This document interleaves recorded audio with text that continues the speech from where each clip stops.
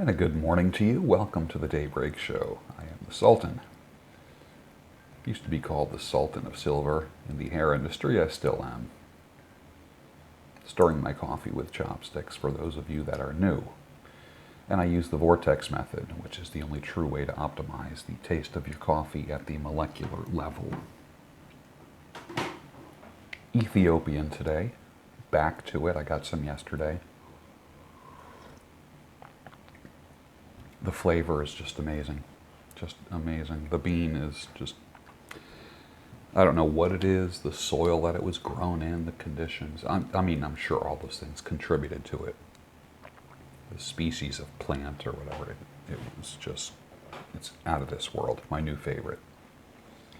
Snowy day in Philadelphia. I don't know, 6 to 8 inches last night. Did not expect it. They said 1 to 3.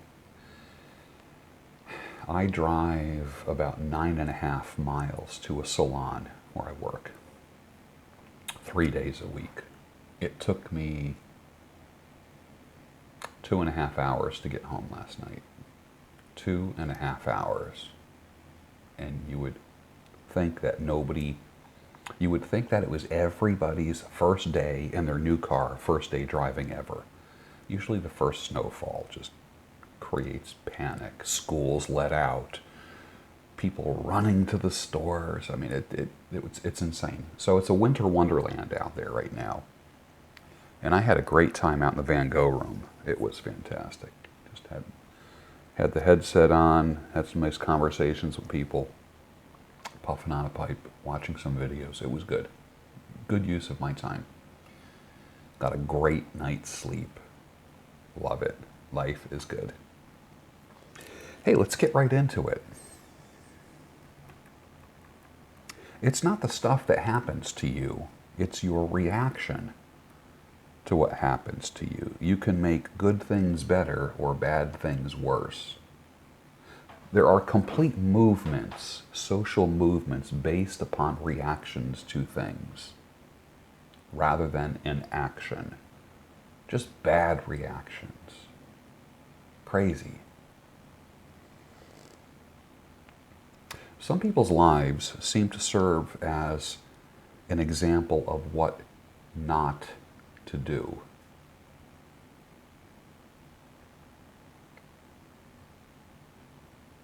If she switches on you, just flip-flops on you, when you're at your worst, she's not a keeper.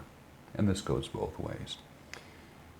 When a woman loves you, she makes excuses for your worst behavior, not splits. This is obviously for the men. I'm sure it is the same with women. Stuck. And I credit this to my friend Jen. Stuck is regretting the past and fearing the future. Unstuck. She said that. I called that stuck. I said, wow, that sounds like the definition of stuck. Unstuck. I did a little flip-flop and said, unstuck is learning from the past and looking forward to the future. Your life is not over. I have friends that work for the government. They're going to put in there, I don't know, 25, 30 years, 20 years, whatever. I don't live my life on this countdown clock, this retirement countdown clock. I literally have friends that say 6 years, 2 months, 4 hours left until retirement. And they got this countdown thing going on. And I go, you're going to die. You're going to retire and then you're going to die. People live on the average 7 to 9 years after retirement. I want to live to 100. I want to be a national treasure. I am not interested in stopping what I'm doing and then living this life of not knowing where the hell I'm going to be that day or what I'm going to do, or freedom. You know what freedom is? Doing what you want to do and making money doing it, and having the freedom to love and be loved, spend time with your kids, hobbies. That's what freedom is. And better yet, if you can still make money while you're doing it. Why the hell would you want to retire? The three biggest causes of death are doctors, retirement, and stupidity.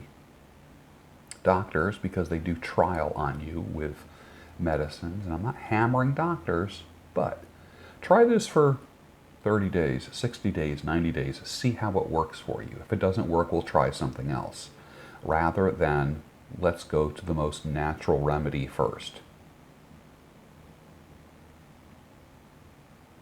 Retirement, because people don't know what to do. Not retiring is about, like I had told somebody, I said, go get a job at the supermarket getting shopping carts or bagging groceries. I'm not working for $9 an hour, they said. I go, it's not about making money at that point. I think at that point they were maybe 70 years old. I'm not working for $9 an hour. I said, it's not about $9 an hour. It's about accountability. It's about having to be somewhere. It's about being productive. It's what it is. It's not about the money at that point for most people. Some people, I guess, do need to work to the day they die because they weren't smart in their younger years and they rely on other people. And then stupidity. Hey, I'll just use this crate as a stool to reach up on that shelf. The crate slips, they fall on their head.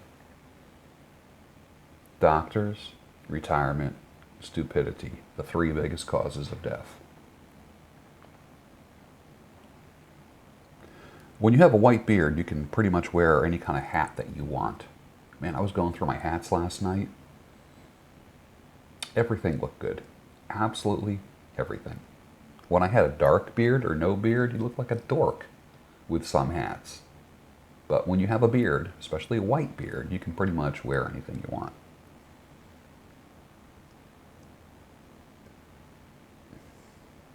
Did you ever break up with somebody or get broken up with through a text, an email, or a voicemail? I want to hear your story. Tell it down below. Did anyone ever just call you and leave a message saying, it's over, I don't think we should be together, or text you or email you, and not do it in person? I want to hear your story. I think it's interesting for people to tell that story and for people to hear that story.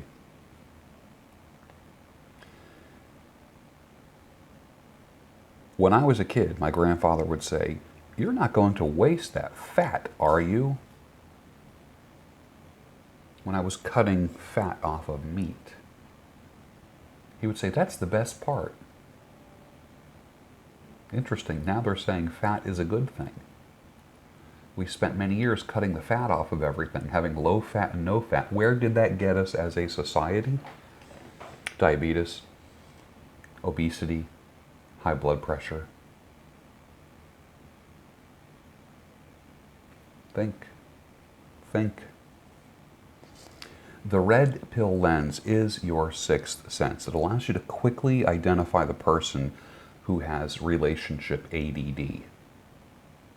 I want to view the world for what it is, not for what I want it to be, not for what I fantasize it to be, not for what it should be. There are people who get bored fast, they need to be amused, they need variety. And without that lens, you don't have that discernment. And then what happens is this. When things go bad, you say, it's my fault. I did it. No. This is a reason why you need a red pill lens. Because you need to make better judgment when it comes to bringing people in your life, especially the opposite sex. If you're a man, you need discernment. Men get trapped by two things. They get trapped by the looks of a woman. And everything, all sensibility goes out the window. And they get trapped by their own needs. A void, a space that needs to be filled, that they're not comfortable with filling with anything else but a relationship. Learning to be happy by yourself is such a fulfilling thing. That way you don't need somebody, you want somebody, you desire somebody. It's better to go after somebody after, it's better to let the main motivation be desire as opposed to need. I want a female in my life. I like what a woman has to offer. I like the softness. I like what it does for me. I don't need it. I like it. I desire it. But I'll tell you this, those that have very little areas for sexual release and those who have no outlet for sexual release, no outlet for emotional stuff, for, I don't want to get too weird on this, a woman's touch in their life. A lot of you guys, when you first got apartments, you know, you kind of set things up, and then you invited a woman over and she looked around and said, this place needs a woman's touch. And she just arranged things and did things. Just let me at your kitchen for a little while. And women do stuff. And you're like, wow, it's nice. It's much nicer. She rearranged your living room. She did some things to your bedroom, decorating, and it looked better. That's the woman's touch.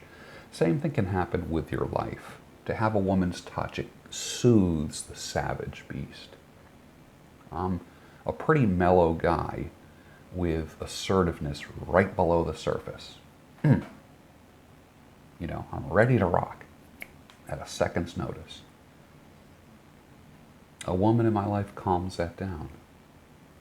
But what she looks for is a man's purpose and a man's influence in her life. She likes a stronger hand holding her. She wants that arm around her waist. She wants the stability, the protection. She wants that perspective as well. A man's perspective. When men go off their own way, they end up in trouble. When women go off their own way, they get into trouble. Just weird-ass reactions to loneliness and being alone. Just weird shit. Entire institutions have been started because people couldn't hook up properly. They saw the world the way they wanted it to be, not the way the world is. Entire institutions, religions, social movements, social media outlets, entire movements, collective movements have started out of dumb reactions, dysfunctional reactions. Next topic.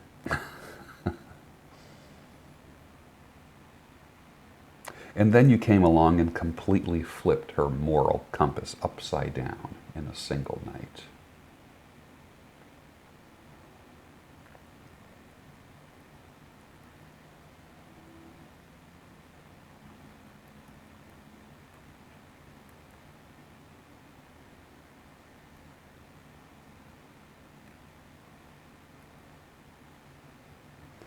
I said this yesterday. I don't want to talk about your past. I want to talk about your future. I'm not... Okay, you want to give me some background information?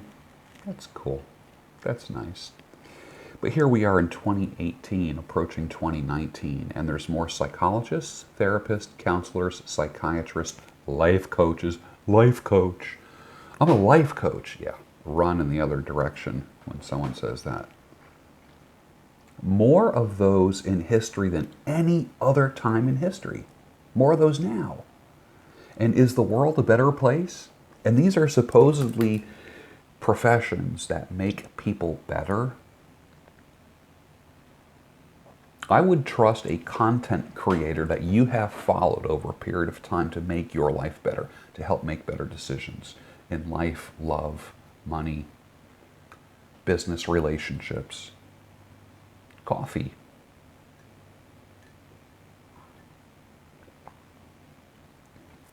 Oh Lord, I'm sorry for like the mini orgasm that I have every single time I take a sip of this coffee. Holy cow. I used to watch a lot of preppers for SHTF. Whenever you see the letters SHTF, that literally means shit hitting the fan. And they just call them, SHTF scenarios. If you've watched The Walking Dead, you'll see a lot of just dumbass mistakes. Some people really don't get The Walking Dead. I loved the show, and I'll tell you why. People, when I would say, "Oh, are you into The Walking Dead?" they would say, "Oh, I'm not into the whole zombie thing." You just didn't get it, did you? Walking Dead is not about zombies. Zombies are just pretty much an environmental hazard on the show. It's about human behavior and human interaction, and how groups band together in SHTF situations. View it from that point of view and you will love it. You'll start to see examples of what to do, what not to do, who not to be like, who to be like. One of my favorite shows of all time. So well written. It drags on at some points. You'll get pissed off at the writers at certain points and say, "Oh, that was just so unnecessary." Like if they do like a background. They spend a whole episode on why a certain person is the way they are. And initially, I was like, well, what the heck's that got to do with the story? Why did they take this little detour? And then it kind of made sense. But they were focused not on the past, they're focused on the future and the right now. And power struggles. And it's like that everywhere in life. Social interaction. So here we are at the beginning of the weekend. What are you doing this weekend? I'll be making more videos. Probably get myself to a movie theater, a matinee. That's my time to escape and enjoy and go off somewhere mentally and be at the whim of a director. I like going for a wild ride. I like it when a director can move me in a movie. Move me, make me laugh, make me cry, make me shed a tear, scare me, shock me.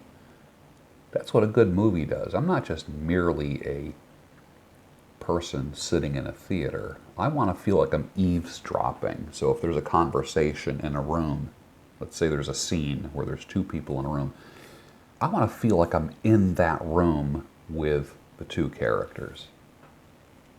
That's what a good director does. Makes you feel like you're part of it, not just a bystander or an onlooker. That's one of the reasons why I like independent films and I hate Hollywood mainstream blockbuster stuff. Can't stand it. There's only a handful of blockbusters that I like. Literally, maybe a dozen. The rest are independent films that I love. And I can share some of those with you in the future.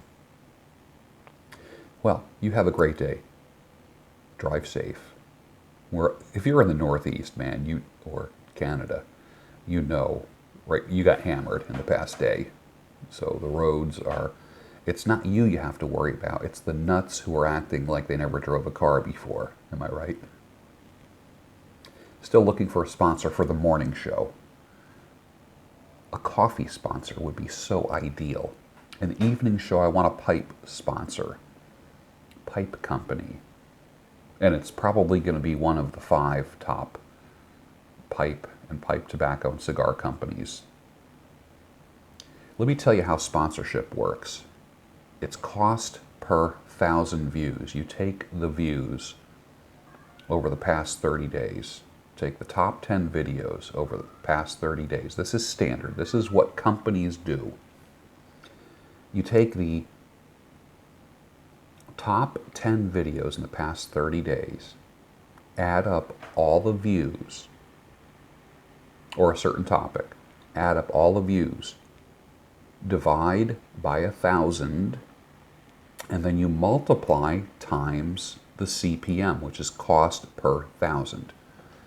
A couple years ago, the cost per 1,000 was anywhere between $20 and $30 for content creators like myself.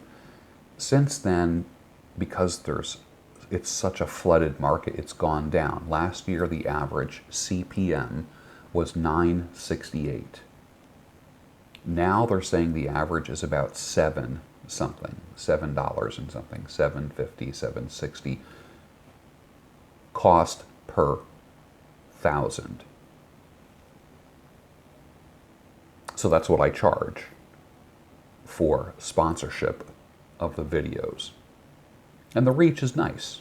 I mean, I have, over 80,000 people right now. It's nice. Certain videos get massive views, massive. And it's documented that micro-influencers like myself actually have a more responsive audience than those that have the hundreds of thousands. Get on board if you want. I'd love to have you as a sponsor. Don't forget to subscribe to this channel for more great content. Life-changing content. You leverage one thing and your life changes. I'll see you tomorrow morning. Thanks.